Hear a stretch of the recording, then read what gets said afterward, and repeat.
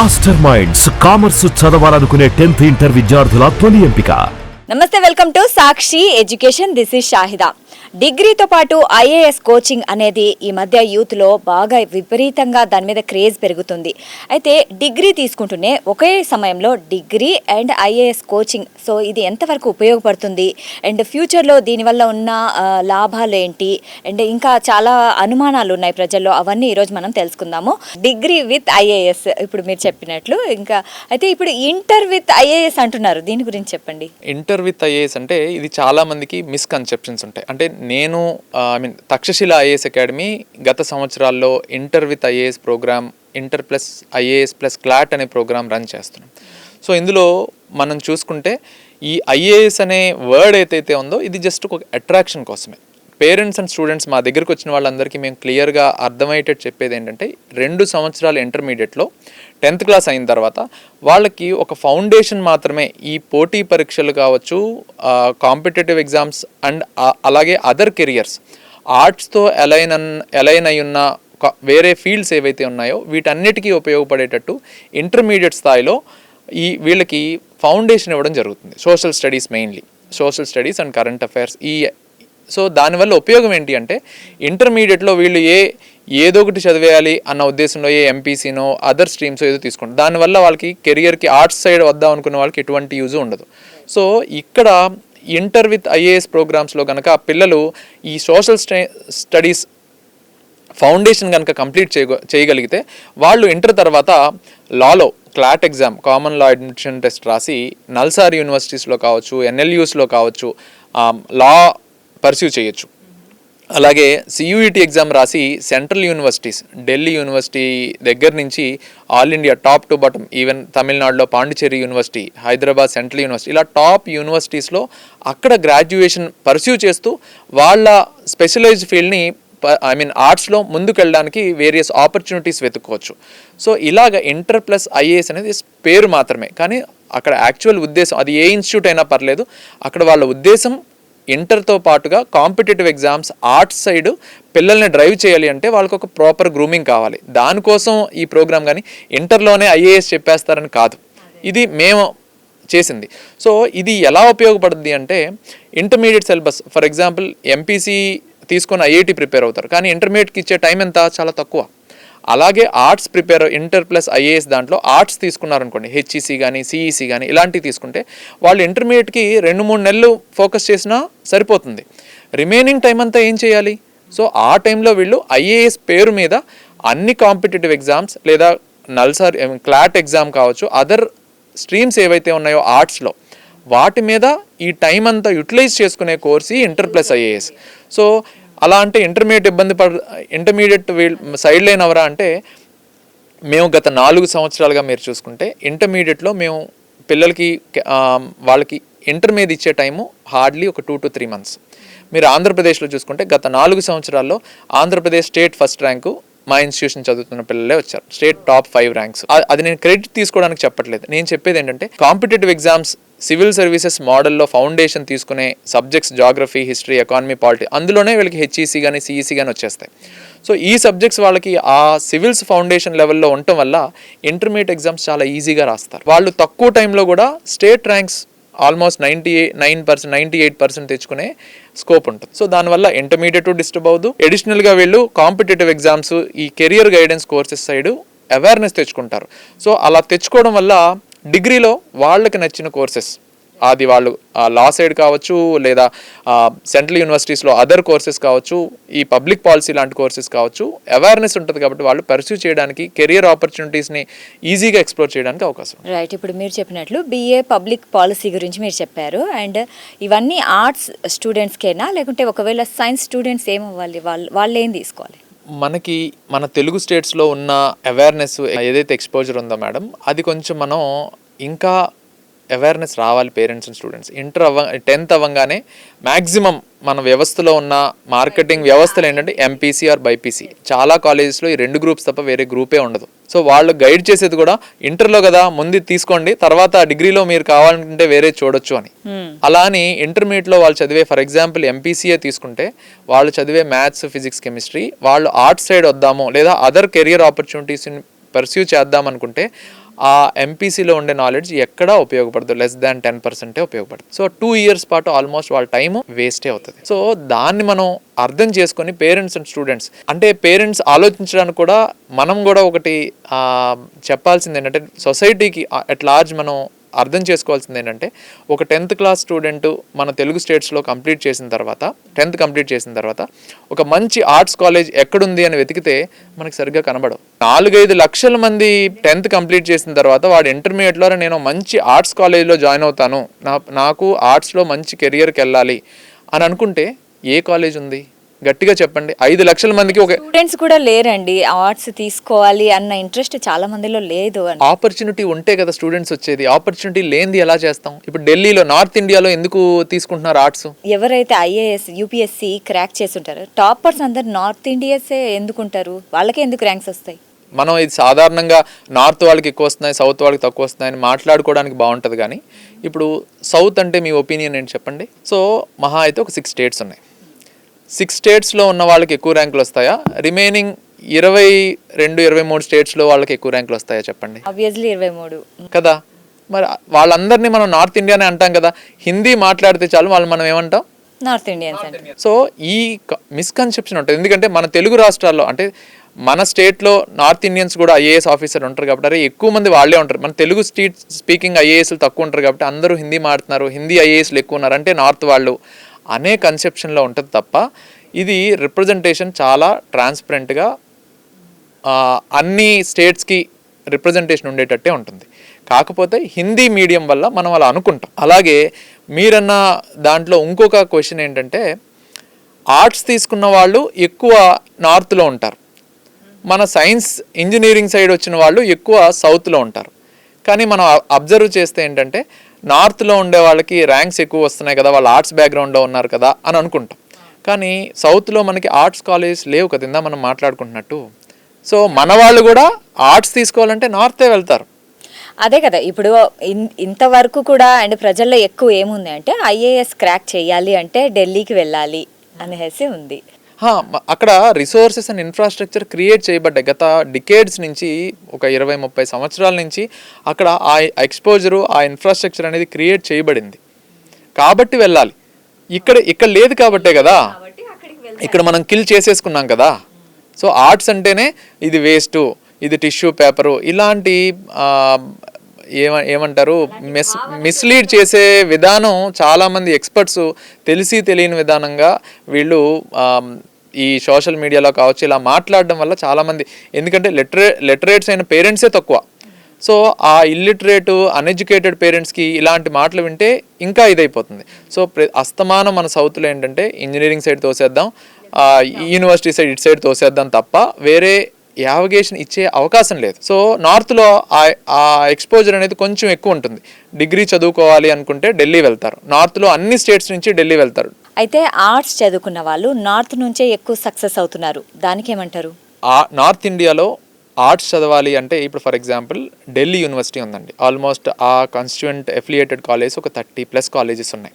So north ఇండియాలో చాలా states నుంచి, అటు నార్త్ ఈస్ట్ కావచ్చు, ఇటు జమ్మూ కాశ్మీర్, హిమాచల్ ప్రదేశ్, పంజాబ్ అటు సైడ్ నుంచి కావచ్చు, ఇటు గుజరాత్, రాజస్థాన్ ఇటు సైడ్ నుంచి కూడా కావచ్చు, మ్యాక్సిమం ఆర్ట్స్ చదవాలి అనుకున్న వాళ్ళు, వాళ్ళకి హిందీ ఫెమిలియర్ కాబట్టి వాళ్ళు మ్యాక్సిమం ఢిల్లీని సెంటర్ చేసుకొని ఢిల్లీ యూనివర్సిటీ చుట్టుపక్కల ఉన్న కాలేజెస్ అన్నిటిలో ఎన్రోల్ అవుతారు. ఈ సంవత్సరం ఢిల్లీ యూనివర్సిటీ ఆ కాలేజెస్ నుంచి ఆ అల్యూమ్ని ఈ ఇయర్ యూపీఎస్సీ రిజల్ట్స్లో 50 మెంబర్స్ రిజల్ట్స్ ఆ అల్యూమ్నీకి వచ్చాయి. సో ఇక్కడ మీరు అర్థం చేసుకోవాల్సిందంటే, సాధారణంగా ఇది చూసి అందరూ ఏమనుకుంటారంటే, ఆర్ట్స్ స్టూడెంట్స్ ఢిల్లీ యూనివర్సిటీ నుంచి 50 మంది వచ్చారు. 950 మందిలో ఓన్లీ ఒక్క యూనివర్సిటీ పరిధిలో 50 మంది రావడం అంటే ఎంత గ్రేట్ అండి నిజంగా.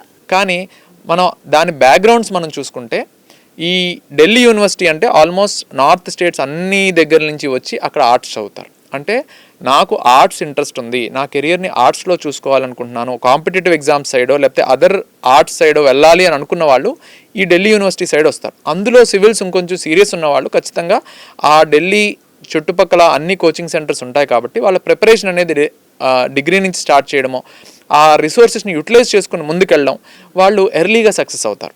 ఇంజనీరింగ్ తీసుకొని 21-22లో ప్రిపరేషన్ స్టార్ట్ చేసి 4-5 ఏళ్ళు చదివి వాళ్ళు 26-30 మధ్యలో సెలెక్ట్ అయితే ఈ డిగ్రీతో పాటు చదువుతున్న వాళ్ళు మీరు చూసుకుంటే మీరు రిజల్ట్స్ చూసుకుంటే ఈ ఆర్ట్స్ బ్యాక్గ్రౌండ్ ఉన్న వాళ్ళు 22 to 25 ఏజ్ గ్రూప్లో ఎక్కువ మంది ఉంటారు. అవును. సో అలాగా ఆ అడ్వాంటేజెస్ ఉన్నాయి. మన సౌత్లో ఆ ఎక్స్పోజర్, ఢిల్లీ యూనివర్సిటీ లాంటి ఎక్స్పోజర్ ఎక్కడుంది, మనకి లేదు కదా. సో అందుకని అక్కడికి మైగ్రేట్ అవుతూ ఉంటారు. సో అలాంటి ఇన్ఫ్రాస్ట్రక్చర్ ఇక్కడ ఎస్టాబ్లిష్ చేయాలని we have బాటప్ this public policy. ఇప్పుడు నార్త్ ఈవెన్ సియూఈటీ ఎగ్జామ్ రాసి ఢిల్లీ యూనివర్సిటీలో ఎగ్జామ్ కౌన్సిలింగ్లో సీట్ తెచ్చుకొని కూడా అక్కడికి వెళ్ళి 15 days 30 days చూసి నచ్చక వాళ్ళు మళ్ళీ వచ్చి తక్షశిలలో BA public policy programme join అయిన స్టూడెంట్స్ కూడా మన దగ్గర ఉన్నారు. తక్షశిల IAS అకాడమీ గురించి మనం చాలా వింటున్నాము అండి, చాలా సక్సెస్ఫుల్గా రన్ అవుతుంది. సో ఏంటి మీ సక్సెస్ సీక్రెట్ ఏంటి? సక్సెస్ సీక్రెట్ అంటే మేడం, ఇక్కడ తక్షశిల IAS అకాడమీ అనేది పర్సన్ ఓరియంటెడ్ కాదు. బేసిక్గా దుర్గాప్రసాద్ అంటే ఎవరికి పెద్దగా తెలియదు, కానీ తక్షశిల IAS అకాడమీ అంటే చాలామందికి తెలుసు. సో ఇక్కడ బ్యాక్గ్రౌండ్లో ఏంటంటే నేను పర్టికులర్గా యాజ్ ఏ టీమ్ తక్షశిలలో నేను ఒక మేనేజింగ్ డైరెక్టర్గా ఉన్నా కూడా నాకు ఈ Takshashila IAS academy back bone లాగా చాలామంది, ఒక 14 మంది రిటైర్డ్ IAS IPS ఆఫీసర్స్ కావచ్చు, అడిషనల్గా వాళ్ళు కొంతమంది ఎక్స్పర్ట్స్ని, అకాడమీషియన్స్ని, ప్రొఫెసర్స్ని పెట్టుకోవడం జరిగింది. సో ఎందుకు అంటే మై ఐడియల్స్ అంటే మా తక్షశిల IAS అకాడమీ ఐడియల్స్ ఏంటి అంటే ఇది ఒక ఇన్ఫ్రాస్ట్రక్చర్ డెవలప్ అవ్వాలి. కేవలం కోచింగ్ సెంటర్ అంటే ఒకళ్ళ పేరు మీద సింగిల్ నేమ్ మీద అడ్వర్టైజ్మెంట్ చేస్తే ఆ సార్ అక్కడ ఉన్నారు కాబట్టి వచ్చి జాయిన్ అయిపోయి ర్యాంక్ కొట్టేద్దాం అనేది కాదు. ఎందుకంటే అది ఒకప్పుడు ఏమీ రిసోర్సెస్ లేనప్పుడు అవి సక్సెస్ అయ్యేవి. పలానా రావు గారి కోసం ఢిల్లీ వెళ్ళి అలా ఒక 20-30 సంవత్సరాలు నడిచింది. కానీ దాని తర్వాత ఇప్పుడు ట్రెండ్ చూసుకుంటే మీరు గత 10-15 ఏళ్ళు చూసుకుంటే ఇన్ఫ్రాస్ట్రక్చర్ డెవలప్మెంట్ అనేది చాలా చోట్ల జరుగుతుంది. ఫర్ ఎగ్జాంపుల్ మీరు విజన్ IAS చూడండి, ఢిల్లీలో IAS బాబా చూడండి, ఇన్సైట్స్ IAS, ఇలా lot of institutions infrastructure development మీద, ఒక ఆర్గనైజేషనల్ స్ట్రక్చర్ మీద, సిస్టమ్స్ని డెవలప్ చేయడం మీద కాన్సన్ట్రేట్ చేశాయి. ఎందుకంటే ఒక పర్సన్ని బేస్ చేసుకొని స్టూడెంట్స్ కనుక ఆ ఇన్స్టిట్యూట్కి వెళ్తే ఎక్కువ టైం ఇవ్వలేరు. ఆ పర్సన్ ఎంతమందికని టైం ఇస్తారు? ఒక 50 మందికి ఇవ్వచ్చు, 100 మందికి ఇవ్వచ్చు. ఒక 100 మంది అయితే ఇవ్వలేరు కదా. అక్కడ సిస్టమ్స్ కనుక ఎస్టాబ్లిష్ చేయగలిగితే ఆ సిస్టమ్స్లో proper infrastructure, faculty support, mentorship, proper examinations model, ఇవన్నీ కనుక ప్రాపర్గా ఉంటే ఖచ్చితంగా ఆర్గనైజేషన్ అనేది బెనిఫిట్ అవుతుంది, ఆర్గనైజేషన్ సక్సెస్ అవుతుంది. ఆర్గనైజేషన్ నమ్ముకొని వెళ్ళిన వాళ్ళందరికీ కూడా వాళ్ళు ఎవరు కూడా డిసప్పాయింట్ అవ్వరు. సో అలాగా ఆ మోడల్లో తక్షశిల ముందుకెళ్ళాలి అనుకునే ఫస్ట్ నుంచి ఈవెన్ మీరు మా పాత ఇంటర్వ్యూస్ చూసినా తెలుగు స్టేట్స్లో ఈ రీజియన్ ఒక హబ్ అవ్వాలి అన్న ఉద్దేశంతోనే మేము స్టార్ట్ చేయడం జరిగింది. అలాగే Takshashila IAS academy lot of resource persons, అలాగే లాట్ ఆఫ్ ఇన్ఫ్రాస్ట్రక్చర్ డెవలప్ చేయడంలోనే మా మ్యాక్సిమం ఎనర్జీస్ యూటిలైజ్ చేసాం. సో దానివల్ల ఆల్మోస్ట్ మీరు చూసుకుంటే ఇక్కడ తక్షశిల IAS అకాడమీలో పర్సన్ ఓరియంటెడ్ ఉండదు, ప్రాసెస్ ఓరియంటెడ్ ఉండదు. సో దానివల్ల సీనియర్ ఆఫీసర్స్, రిటైర్డ్ బ్యూరోక్రట్స్ని డైరెక్టర్స్గా పెట్టి రన్ చేయడం కావచ్చు. లాస్ట్ 10 yearsలో మీరు చూసినట్టయితే ఇండిపెండెంట్ డైరెక్టర్స్గా డాక్టర్ N. నాగేశ్వరరావు గారు కావచ్చు, IAS రిటైర్డ్, అలాగే శ్యామ్ ప్రసాద్ రావు గారు కావచ్చు, అలాగే లేట్ మన Andhra Pradesh combined AP last DGP Prasadarao గారు కావచ్చు. ఇలాగా వీళ్ళందరూ డైరెక్టర్స్గా వ్యవహరించారు. డైరెక్టర్స్గా పెట్టి ఆర్గనైజేషన్ ముందుకు తీసుకెళ్ళాం. అలాగే ఈ మా డైరెక్టర్స్ ప్యానెల్ ఏదైతే ఉందో honorary directors madam Rachel Chatterjee గారు కావచ్చు, టీ చటర్జీ గారు కావచ్చు, TP దాస్ గారు కావచ్చు, ఇలా లాట్ ఆఫ్ బ్యూరోక్రాట్స్ని మనం ఒక ప్లాట్ఫామ్ మీదకి తీసుకొచ్చి వాళ్ళ సర్వీసెస్, వాళ్ళ ఎక్స్పోజరు, ఎక్స్పీరియన్స్ అంతా కూడా, వాళ్ళ కాంటాక్ట్స్ అంతా కూడా పిల్లలకి, నెక్స్ట్ జనరేషన్ ఆఫ్ ఆస్పిరెంట్స్కి, అడ్మినిస్ట్రేటర్స్కి యూటిలైజ్ అవ్వాలి అన్న ఉద్దేశంతో వాళ్ళందరినీ కూడా స్టూడెంట్స్కి కనెక్ట్ చేయడం జరిగింది. సో ఏ స్టూడెంట్కి ప్రిలిమ్స్లో ఎవరితో నీడ్ ఉంది, మెయిన్స్లో ఎవరితో నీడ్ ఉంది, ఇంటర్వ్యూ స్థాయిలో ఎవరితో నీడ్ ఉంది అని తెలుసుకొని ఆ మోడల్, ఆ ప్లాట్ఫామ్ని మనం ఎస్టాబ్లిష్ చేయడం, ఇక్కడ ఈ రీజియన్లో లేని దాన్ని మనం ముందుకు తీసుకురావడం, దానివల్ల స్టూడెంట్స్ బెనిఫిట్ అవ్వడం. ఈరోజు సక్సెస్ అయిన స్టూడెంట్స్ కూడా తక్షశిల నుంచి మీరు వాళ్ళ టెస్టిమోనియల్స్ చూస్తే దుర్గాప్రసాద్ సార్ మాకు ఏ టైంలో ఏ గైడెన్స్ కావాలో, ఏ రిసోర్స్ పర్సన్ కావాలో, ఎవరి నుంచి నాకు ఏ ఇన్పుట్స్ కావాలో అవన్నీ అరేంజ్ చేశారు అనే చెప్తారు తప్ప కేవలం ఏక్ నిరంజన్ లాగా నాకు మొత్తం దుర్గాప్రసాద్ సారే చెప్పారు, నాకు మొత్తం తక్షిల అలా చెప్పరు. ఎందుకంటే కోచింగ్ అనేది it will play a vital role. ఒక 80 to 90% హార్డ్ వర్క్ స్టూడెంట్ ఉంటే ఒక 10% మన సపోర్ట్ ఉంటుంది. ఒక ఇన్స్టిట్యూషనల్ సపోర్ట్ అంటే ఒక స్టూడెంట్కి వాళ్ళకి ఏ టైంలో ఏది కావాలి, ప్రిలిమ్స్ టైంలో ఎక్స్పర్టీస్ గైడెన్స్ ఏం కావాలి, ఫ్యాకల్టీ సపోర్ట్ ఏం కావాలి, మెయిన్స్ టైంలో వాళ్ళ ఆన్సర్ రైటింగ్ ఎలా ఉండాలి, వాళ్ళ పాజిటివ్స్ నెగిటివ్స్ ఆన్సర్ని ఎవాల్యుయేట్ ఎలా చేయాలి, ఆ మెంటర్షిప్ కావాలి, ఇంటర్వ్యూలో వాళ్ళ ప్రజెంటేషన్ స్కిల్స్ ఎలా ఉండాలి, వాళ్ళ పర్సనాలిటీని ఎలా ప్రజెంట్ చేయాలి, ఎక్స్పీరియన్స్ని వాళ్ళకి కనెక్ట్ చేస్తే ఒక ఆర్గనైజేషన్ యొక్క వర్క్ డన్ అన్నమాట. అయితే డిగ్రీ విత్ ఐఏఎస్ అనేది మీరు చెప్పింది చాలా బాగుంది. అయితే దీనివల్ల బెనిఫిట్స్ ఏంటి? ఇంటర్మీడియట్ తర్వాత ఒక స్టూడెంట్ కనుక డిగ్రీ విత్ ఐఏఎస్ ఈ బిఏ పబ్లిక్ పాలసీ కనుక ఎన్రోల్ అయితే 3 సంవత్సరాల్లో వాళ్ళు యూపీఎస్సీ సిలబస్ ఏదైతే ఉందో అది 3-4 సార్లు చదవడానికి స్కోప్ ఉంటుంది. ఓకే. సో దానివల్ల వాళ్ళు జనరల్గా స్టూడెంట్స్ బయటకు వచ్చిన తర్వాత 2-3 సంవత్సరాలు ఓన్లీ ఒక్కసారి సిలబస్ చదవడానికి ఎంత టైం కేటాయిస్తారో అదంతా ఇక్కడ 3 సంవత్సరాల్లో డిగ్రీతో పాటే 3 to 4 times రివిజన్తో పాటు అయిపోతుంది. సో వాళ్ళకి అక్కడ లాట్ ఆఫ్ టైం సేవ్ అవుతుంది. రెండోది, డిగ్రీలో వాళ్ళు ఎక్స్ట్రా ఎఫర్ట్స్ మరీ రాత్రింపగళ్ళు చదవాల్సిన టైం లేకుండా కేవలం డిగ్రీని ఒక మంచి యావరేజ్గా చదివితే వాళ్ళ స్ట్రెస్ ఫ్రీగా ఈ ప్రోగ్రామ్ ముందుకు వెళ్తుంది. సో సింగిల్గా ఒక మాటలో చెప్పాలి అంటే ఈ 3 సంవత్సరాల్లో ప్రతి సెమిస్టర్లో స్టూడెంట్ వీకెండ్ ఎగ్జామ్స్ కావచ్చు, సెమిస్టర్ ఎగ్జామ్స్ కావచ్చు, మిడ్ ఎగ్జామ్స్ కావచ్చు, 3 yearsలో ప్రతి సెమిస్టర్లో స్టూడెంట్ ప్రిలిమ్స్ సంబంధించి ఒక్కొక్క సెమిస్టర్లో ఆల్మోస్ట్ 5,000 ప్రిలిమ్స్ క్వశ్చన్స్ ప్రాక్టీస్ చేస్తారు. అలాగే మెయిన్స్కి సంబంధించి 5 నుంచి 6,000 మెయిన్స్ డిస్క్రిప్టివ్ క్వశ్చన్స్ రాస్తారు. అంటే 3 సంవత్సరాల్లో 30,000 to 40,000 ప్రిలిమ్స్ క్వశ్చన్స్, అలాగే 5,000 to 6,000 మెయిన్స్ క్వశ్చన్స్ ప్రాక్టీస్ చేస్తారు. సో ఇది సాధారణంగా మీరు రెగ్యులర్గా కోచింగ్ సెంటర్లకు వెళ్ళే వాళ్ళు, ఆఫ్టర్ గ్రాడ్యుయేషన్ కోచింగ్ సెంటర్కి వెళ్ళే వాళ్ళతో కంపేర్ చేసుకుంటే వాళ్ళు ఒక 1 year లాంగ్ టర్మ్ కోర్స్లో మహా అయితే 100 నుంచి 200 మెయిన్స్ ప్రాక్టీస్ క్వశ్చన్స్ రాస్తారేమో. అలాగే ప్రిలిమ్స్ కూడా ఒక 2,000 to 3,000 రాస్తారేమో. సో దాన్ని మీరు కంపేర్ చేసుకుంటే డిగ్రీ స్థాయిలో ఎంత అవుట్పుట్ తీసుకురావచ్చు, స్టూడెంట్ ఎంత రివిజన్ చేస్తాడు, సబ్జెక్ట్ని ఎన్నిసార్లు చదువుతాడు అనేది ఒక క్లారిటీ వచ్చేస్తుంది. నార్మల్ కోచింగ్లో హార్డ్లీ వాళ్ళు ప్రిపేర్ అయ్యే ప్రిలిమ్స్ క్వశ్చన్స్ ఒక 2,000-3,000, అలాగే మెయిన్స్కి సంబంధించి 200-300 మ్యాక్సిమం. కానీ ఇక్కడ 40,000 వరకు ప్రిలిమ్స్ క్వశ్చన్స్ 3 సంవత్సరాల్లో, అలాగే మెయిన్స్ 5,000 to 6,000 మెయిన్స్ క్వశ్చన్స్ ప్రతి స్టూడెంటు ఇక్కడ రాయడం జరుగుతుంది. అంత టైము యూటిలైజ్ చేయడం జరుగుతుంది. అది ఈ కోర్స్ యొక్క main advantage, without compromising their campus life. అంటే క్యాంపస్ లైఫ్ అంటే నా ఉద్దేశం ప్రాపర్ ఎక్స్పోజర్ ఉండాలి, సెమినార్స్, డిబేట్స్, గ్రూప్ డిస్కషన్స్, వాళ్ళ పర్సనాలిటీ డెవలప్మెంట్కి ఉపయోగపడేటట్టు additional skill courses like journalism కావచ్చు, యోగా కావచ్చు, సైకాలజీ కావచ్చు, ఇలాంటి ఎడిషనల్ వాల్యూ ఎడిషన్ కోర్సెస్ చేసుకునే టైం కావాలి. లైబ్రరీకి వెళ్ళి వాళ్ళ నాలెడ్జ్ బేస్ని పెంచుకునే టైం ఉండాలి. స్పోర్ట్స్ గ్రాడ్యుయేషన్ టైంలోనే వీళ్ళు వాళ్ళకున్న ఇంట్రెస్ట్ని ముందుకు తీసుకెళ్ళి స్టేట్ లెవెల్ కావచ్చు, యూనివర్సిటీ నేషనల్ లెవెల్ కావచ్చు, ఇలాంటి స్పోర్ట్స్ ఆడే టైం కావచ్చు, ఇలాంటి అన్ని రకాల బెనిఫిట్స్ స్టూడెంట్స్కి ఈ కోర్స్లో డిస్టర్బ్ అవ్వకుండా 360 degreesలో వాళ్ళ టైం యూటిలైజ్ అవుతుంది. అది ఈ డిగ్రీ విత్ ఐఏఎస్ కోర్స్ యొక్క మెయిన్ ఆబ్జెక్టివ్.